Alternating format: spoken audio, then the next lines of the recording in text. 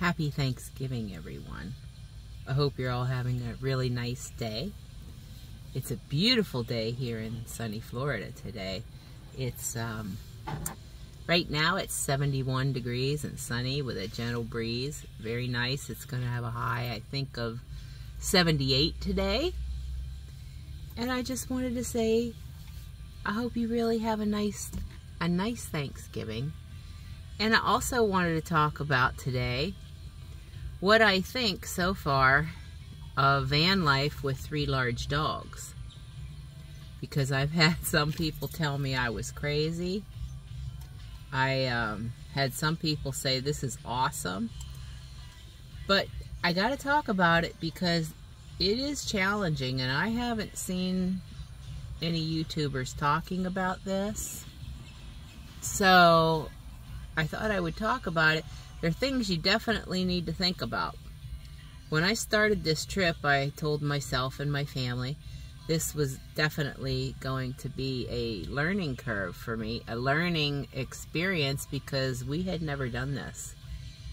And there are many things that I just really didn't think a lot about. Now, before I go too far into this, it's not going to be a negative. There are some negatives. But I just wanted to say that we are having fun. My kiddos are having a great time. And I think there are both positives and negatives to this. For me, right now it's about 60-40. I didn't quite think it all through, I think, as well as I should have. And I will say that when we go next winter, it will not be in a tent. I will have some type of little camper trailer or something. For me. Now, this doesn't apply to all of you. You all may feel differently. But I think we would be better if I had a more larger camper trailer or small RV of some type where it could be air conditioned and we could be inside and away from the bug situation, because the bugs here are just horrendous. You know, I had forgotten how bad the mosquitoes could get, because when I was in the South Florida area 40 years ago, well, you know, my brain just isn't firing on all cylinders anymore. Anyway, so the positives are that we're having a wonderful time. We're getting to see different things, especially the dogs. They're having such fun. They love going to the different doggy parks. They love going to the different things where, you know, that are dog friendly, that they can go with their mom. And they're having a good time. They're happy no matter where we are with me. The con to that is they miss their fenced in half-acre, third-acre yard at home and their doggy door. They miss that a lot. The other one is if you have dogs that are very extremely well-behaved and well-trained, I think this would go a lot easier. Now, I'm not going to say mine are extremely well-behaved, because they're not always. Hunter and Indy, they're good. Hunter is so mellow. I can just do anything with him and don't have to worry if I have his leash on. You know, he's very, very good. Indy's very good, but I do have to keep an eye on him, because he will take off if he gets the chance to run, you know. And little Emmy girl, she's a little spitfire. She thinks she's boss. She thinks that I am her mom.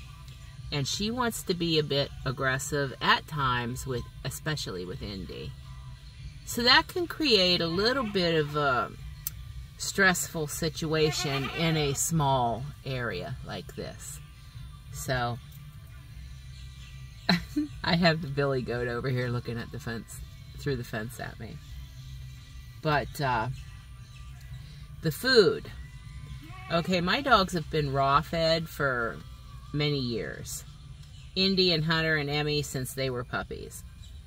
And although I do have kibble, I mainly use it for training treats rather than meals. And so I brought food with me. Their kibbles that I had left, I brought with me. And I brought some raw food, and I've been going to the store here because my friend here has a refrigerator I can use.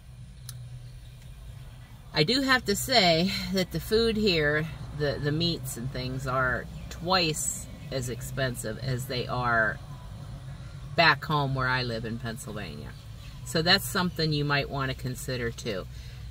If your dog is totally kibble fed, it's going to be pretty easy for you.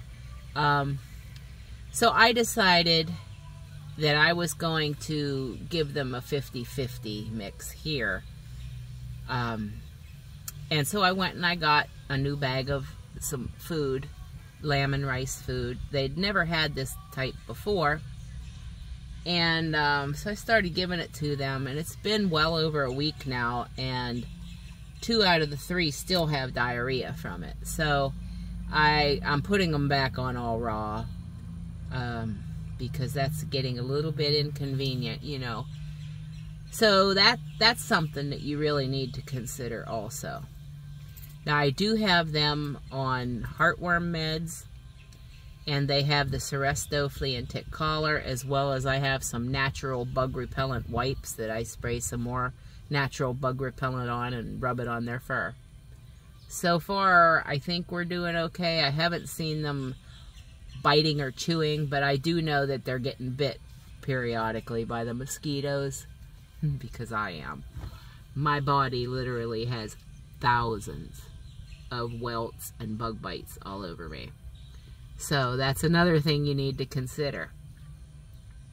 Every day, we all pile in the van and we go for a ride somewhere, either to the doggy park or just somewhere fun, you know. And then we take walkies every day. This, where I am now, has been really helpful with my friend allowing me to stay here on her property to visit. It wasn't hard either when we were traveling, because actually in some ways that was easier, really, because there was a doggy park at every stop, at every travel stop that I made, because I planned my stops that way. And so it was very easy to just get them out and let them go into the doggy park and play, and then, you know, do different things. Now, the things that I am having some bit of an issue with, not a big issue, but I can't really go and do a lot of things because I have to keep them with me. Or my friend does have a dog run here, and we have it set up under a roof. It's very secure and safe. But I will not leave them here alone if she's not home. You know, if there's no one here, I will not leave my dogs alone like that. So that's something to consider. I'm having to do my grocery shopping. I do it online and then do curbside pickup, you know, so I don't have to leave them. So that's something you need to think about too. Now, I do want to go out west, because there are so many more opportunities and open land and free camping areas to go to. Now, I don't know if we're going to get to do that this winter. I have a couple different options going on right now. And I have to say that I am having an issue with the mosquito situation here. I have so many bites, it's literally, I think, making me sick a little bit. But, so we're going to, I'm going to give it another 10 days or so and see what happens. If the temperatures are supposed to cool off next week. And hopefully that will alleviate some of the mosquito problems. If not, we are going to be hitting the road again, and I have 2 options. The most economical and affordable option for me, as far as gas and traveling and stuff like that would be to travel back to Pennsylvania to my home and figure out how to pay for the heating oil for the rest of the winter. The other option would be to head out through Texas toward Arizona. That would take me a little bit more gas money and stuff, you know. But I do have a friend out there, and we could spend Christmas with her. And then, you know, kind of, I always wanted to check out Quartzsite. I'm not a big fan of crowds, but I think that would be fun to go check it out. And I do know the humidity is way less there, and there probably isn't some mosquitoes like there are here right now, this time of year. So, those are our options. I want to do what's best for me, but mainly what's best for the dogs. And they seem to be happy. You know, they're just such happy puppies, and they're just ecstatic to go with me wherever I go. So, here comes the billy goat again. So they're happy. Right now, Indy's back here taking a nap, and I have Hunter and Emmy. They're back in the dog run having a good time. And we're just kind of chilling out. But anyway, those are my options for this winter. I'm sure there are things that I really haven't thought about even with those options yet.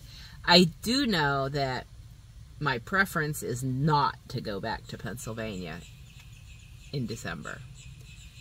I don't want to do that.